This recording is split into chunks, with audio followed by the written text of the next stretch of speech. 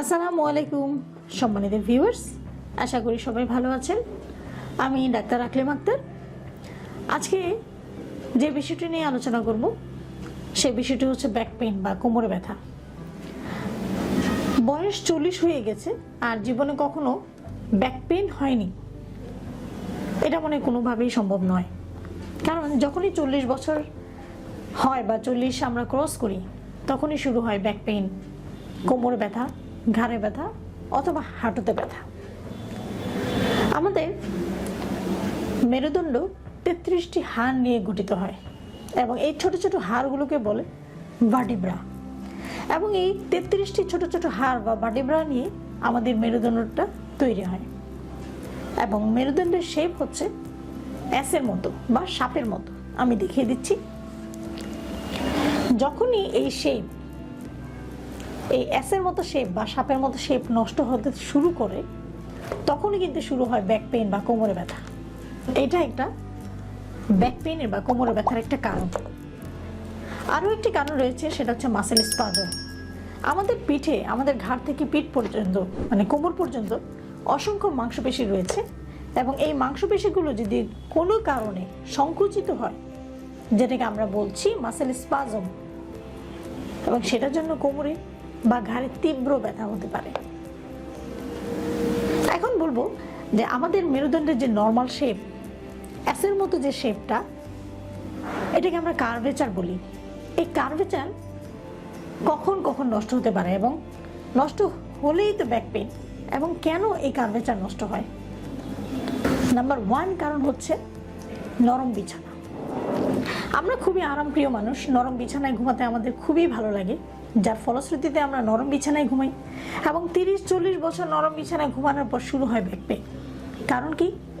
আমাদের যে কার্ভেচার, মেরুদণ্ডের যে শেপ, সেই শেপটা নষ্ট হতে শুরু করে, মানে কার্ভেচারটা নষ্ট হতে শুরু হয়ে আস্তে আস্তে সেটা স্ট্রেট হয়ে যায়। তখন আর এসের মতো থাকে না, সোজা হয়ে যায়, আর তখনই শুরু হয় ব্যাক পেইন। নাম্বার 2, কেউ যদি পড়ে যান সেক্ষেত্রে ব্যাক পেইন হতে পারে। নাম্বার 3, কেউ ভারী জিনিস তুললেও কিন্তু ব্যাক পেইন হতে পারে। কারণ ভারী জিনিস তোলার একটা সায়েন্টিফিক নিয়ম আছে, আমরা কেউ এই নিয়ম মানি না এবং না মেনে যখন ভারী জিনিস তুলতে যাই তখনই কিন্তু আমাদের কোমরে ব্যথা হয়। আবার অনেকে ভারী জিনিস তোলার অভ্যাসই নেই, হঠাৎ করে ভারী জিনিস তুলতে গেছে আর তখনই শুরু হয় ব্যথা। এই কারণে ব্যাক পেইন, ঘাড়ে ব্যথা বা হাঁটুতে ব্যথা হতে পারে। নাম্বার 4, ওবেসিটি মানে ওজন। আমাদের হাইট অনুসারে মানে উচ্চতা অনুসারে আমাদের যতটুকু ওজন থাকা দরকার,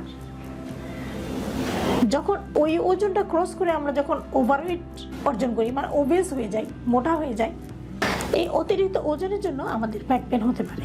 এই অতিরিক্ত ওজন চাপ সৃষ্টি করে ভার্টিব্রাল কলামের উপর, মানে মেরুদণ্ডের উপর চাপ সৃষ্টি করে এবং ইন্টারভার্টিব্রাল ডিস্কের উপর চাপ সৃষ্টি করে এবং যার ফলশ্রুতিতে শুরু হয় ব্যাক পেইন বা কোমরে ব্যথা। যারা উঁচু হিলের জুতা পরেন তাদেরও কিন্তু ব্যাক পেইন হওয়ার সম্ভাবনা অনেক বেশি থাকে, কারণ তাদের ক্ষেত্রে disc prolapse, disc herniation, spinal stenosis হওয়ার সম্ভাবনা অনেক বেশি থাকে, যার ফলে প্রচণ্ড কোমরে ব্যথা বা ব্যাক পেইন হতে পারে। আমাদের দেশে কেন, সারা বিশ্বে অফিস, আদালতে, চেম্বারে এখন রিভলভিং চেয়ার ইউজ করা হয়, মানে রোটেটিং চেয়ার। একবার আমরা ডানে ঘুরতেছি, একবার বামে ঘুরতেছি। তো এই চেয়ারের জন্য আমাদের কোমরে ব্যথা হতে পারে। কেন? যখন আমরা রিভলভিং চেয়ারে বসে ডানে বামে রোটেট করতেছি বা ঘুরতেছি, তখন কিন্তু আমাদের মেরুদণ্ডের মধ্যে টুইস্ট হচ্ছে, মানে টুইস্টিং হচ্ছে, পেঁচিয়ে যাচ্ছে, যার ফলশ্রুতিতে শুরু হতে পারে ব্যাক পেইন। আবার যারা দীর্ঘ সময় বসে চেয়ারে বসে কাজ করেন, অফিস আদালতে বা কোনো কম্পিউটারে, তো সেই ক্ষেত্রে কোমরে ব্যথা হতে পারে। কারণ আমরা দীর্ঘ সময় চেয়ারে বসে থাকতে থাকতে অনেক সময় ঝুঁকে যাই এইভাবে। আবার অনেকে আবার ওভার এক্সটেনশন করে এইভাবে বসে কাজ করেন। এই যে আমরা সামনে ঝুঁকে গেলাম বা এই যে ওভার এক্সটেনশন করলাম, এটা তো সায়েন্টিফিক ওয়ে না বসে কাজ করার। সেটার জন্য কিন্তু আপনার কোমরে ব্যথা হতে পারে। সায়েন্টিফিক ওয়ে কি?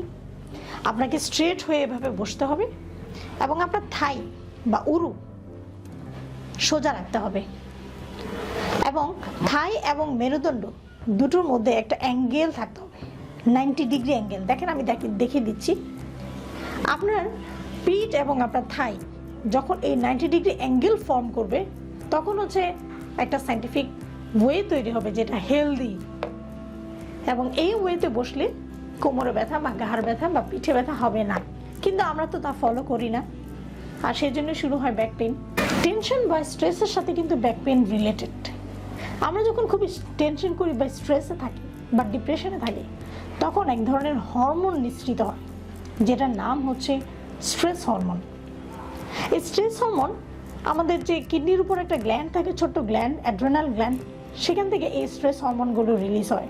হরমোনগুলো হচ্ছে অ্যাড্রেনালিন, নরঅ্যাড্রেনালিন এবং কর্টিসল। অতিরিক্ত স্ট্রেসে বা টেনশনে যখন এই হরমোনগুলো আমাদের গ্ল্যান্ড থেকে নিঃসরণ হয় এবং বডিতে স্টে করে, তখনই আমাদের শরীরে মাংসপেশিগুলো সংকুচিত হতে থাকে, আর তখনই তৈরি হয় ব্যাক পেইন। তো এই হচ্ছে মোটামুটি কিছু কারণ যার জন্য আমাদের ব্যাক পেইন বা কোমরে ব্যথা বা ঘাড়ে ব্যথা বা পিঠে ব্যথা হতে পারে। এখন উপায় কি? ব্যাক পেইন থেকে বাঁচার উপায় কি?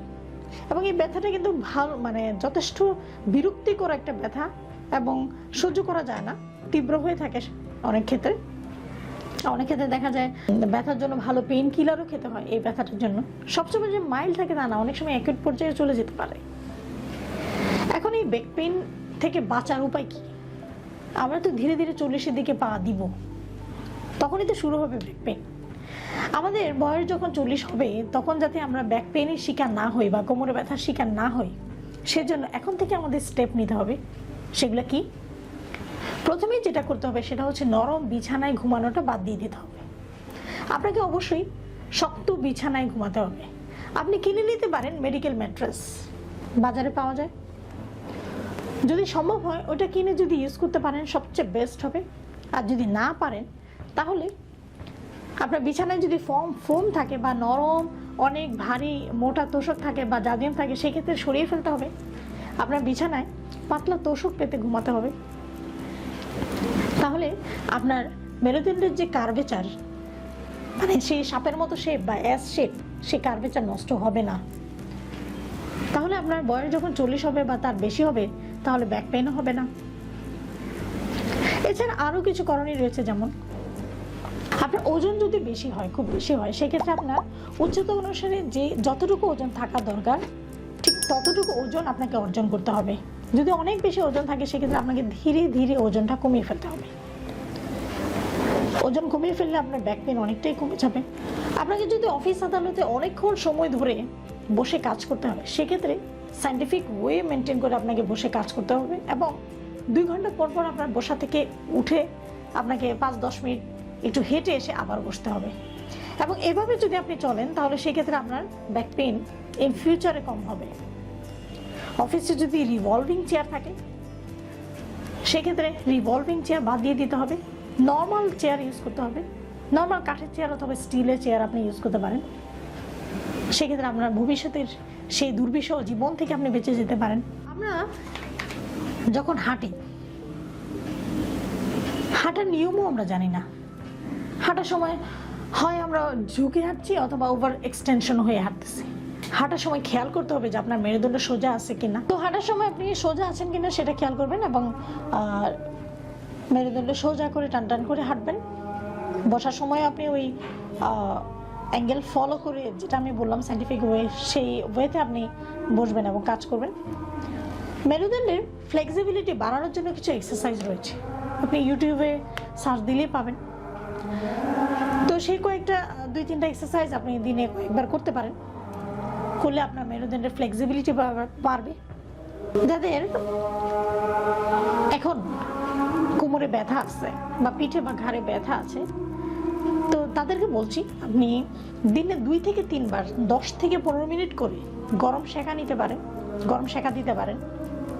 হট ওয়াটার ব্যাগ অথবা টাওয়েল গরম পানিতে ভিজে সেটা চিপে আপনি ইউজ করতে পারেন।